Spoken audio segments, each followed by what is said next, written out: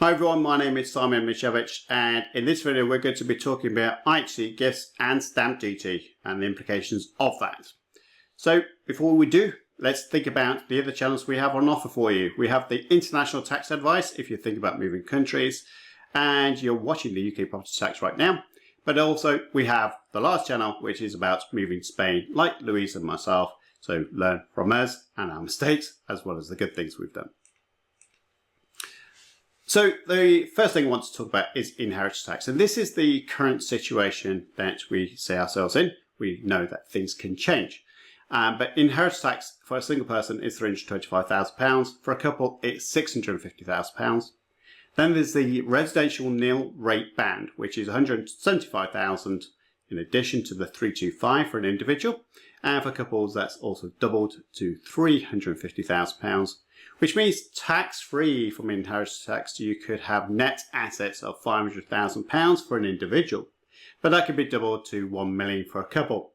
And do note, I'm talking about net assets. So we're looking at the assets less the liabilities, such as mortgages and loans, gives you the net asset value. So anything above those values is going to be subject to 40% inheritance tax, which is quite significant.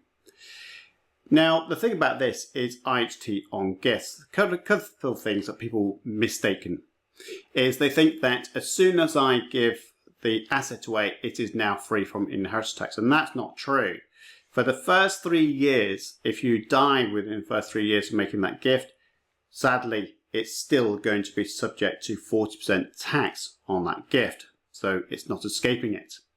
If you die between 3 and 4 years, the inheritance tax rate is 32%, so you get an 8% discount. 4 to 5 years, IHT rate is 24%. 5 to 6 years, 16%. And then eventually 6 to 7 years, it's 8%. And then anything after 7 years will be tax-free. So just make sure you're aware of that.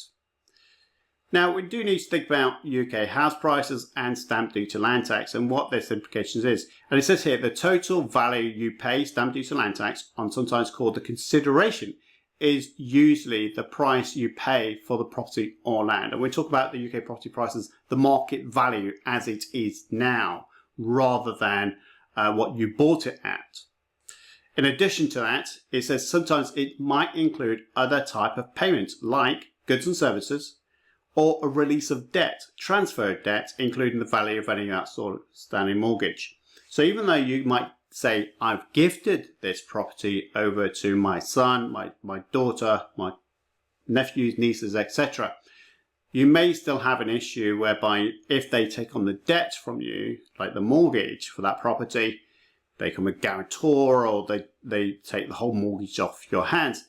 That is unfortunately going to be considered consideration. See what I did there? Not very good pun, is it? So unfortunately, it will be consideration as in payment, and therefore stamp duty land tax will be due. So if any payment of debt is transacted, or cash for that matter, then stamp duty land tax will be due. You've got a couple of things here. You've got the stamp duty banded rates, which is obviously going to be a huge rate.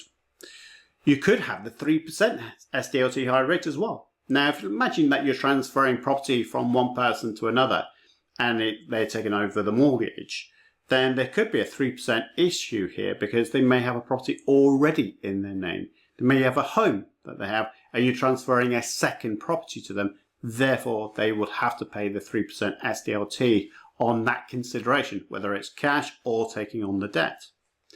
And if they're considered to be foreign, living in a different country to you, and the asset is in the UK, well then, hey, you've got another 2% on top of that as well. So it can be an expensive mistake to make to assume that making a gift is free from taxes because you've got the PET, potential exempt transfers, so up to 7 years, it's still taxable.